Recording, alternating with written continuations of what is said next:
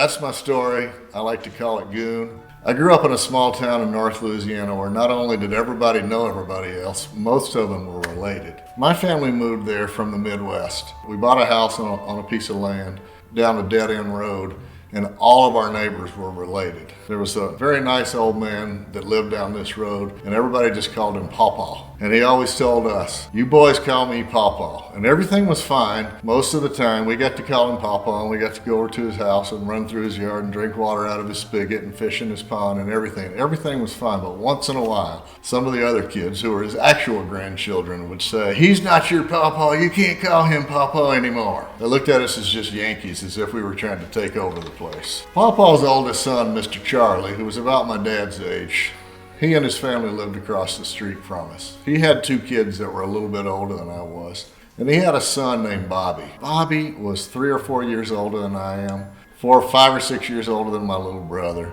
And he was a nice boy. He was really nice to us. He let us follow him around. He threw the baseball with us. He let us fish with him. He was a very nice kid, and he put up with me and my brother. He let us run through the woods with him. He was older. He was a big kid. We really wanted him to like us. Now, Bobby and all his cousins that lived down this dirt road, and Bobby was the oldest, by the time they were 6, 7 years old, they all had BB guns. And by the time they were 10, they had their own shotguns and rifles. But we didn't have guns. I liked to climb trees and fish and make up stories and read books up in the top of a tree, while Bobby and all his cousins were on the ground shooting their guns. And they just thought I was this weird kid, went up the trees, that climbed up trees, that made up stories, that talked to myself all the time, and they kind of thought I didn't really have any function.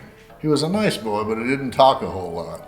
And when he did talk, he kind of talked in a system of grunts. So my father came to refer to him as Goon. You know, sometimes he'd say, "Hey, you kids come inside the house. Goon's out there shooting his gun again." I grew up, I went away to boarding school, I went to college, I moved to Seattle. I'd go back home and visit my mom and dad every so often, and I'd see Mr. Charlie. I'd see Goon because he'd live nearby, and he'd come back and he'd visit his parents regularly. I'd see the two of them back in their truck out of the driveway, and they'd look at me and they'd go like this, you know, and that was it. That was the extent of our conversation for 30 years, was just the head wave. I'd see them backing out of the driveway, I'd wave at them, they'd give me the head wave. That was the entire conversation for 30 years. Well, the love and the joy that I got from climbing trees came in handy, because in my adult life I became an arborist, and I started my own tree service, Root Cause of Seattle.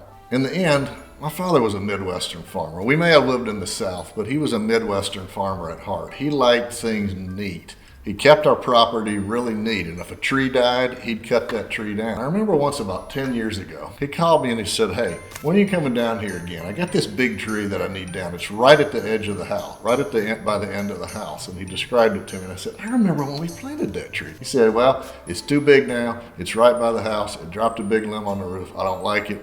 I want you to get it down for me." So I said, "Okay, I'll bring my gear, my climbing gear, and we'll get that tree down." So the next time I go down there, it was late winter. It was kind of a cold day.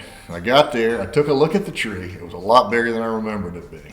And I thought, yeah, well, we can do this, but I got 3 days. I got to get this tree on the ground. I got to get it cut up. I got to drag the limbs off. I got to chop the wood. I better get this tree down. And it wasn't raining. He says, "There's weather coming. It's going to be windy tomorrow. We really need to get this thing down." And I said, "Okay, fine. Here's what we'll do." I went and got my tree climbing gear. I climbed up the tree. About 3/4 of the way up, I put a rope around the main trunk. I came back down. I went inside and I had some lunch and kind of relaxed a little bit, because I knew I had a lot of work left to do.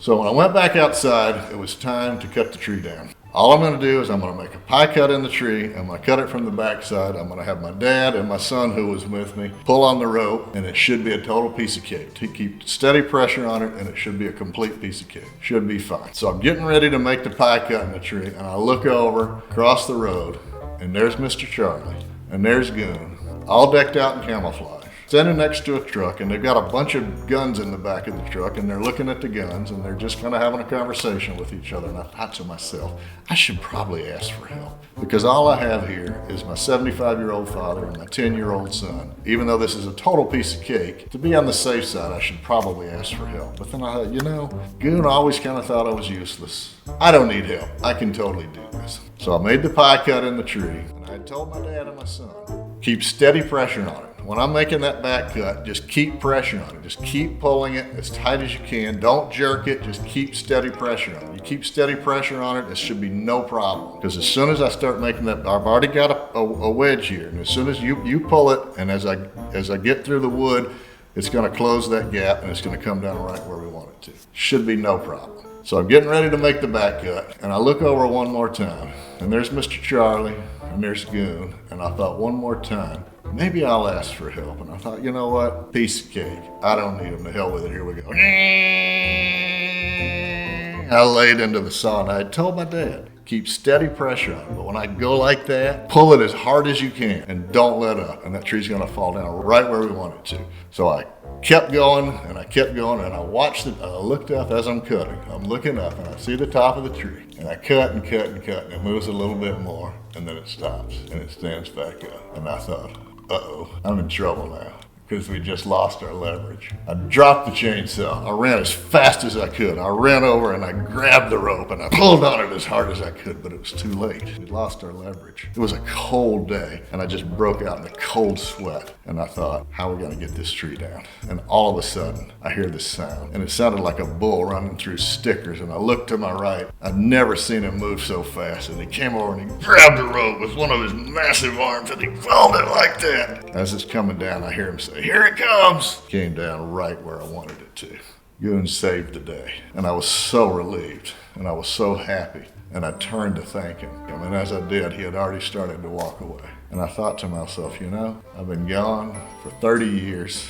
I've written 3 novels. I've been all over the world. I've had a great life. And Goon still thinks I'm an idiot. I'm a writer and a certified arborist. You can follow me at brianholderswriter.com or at my company name, rootcauseseattle.com. Thanks for listening to my story.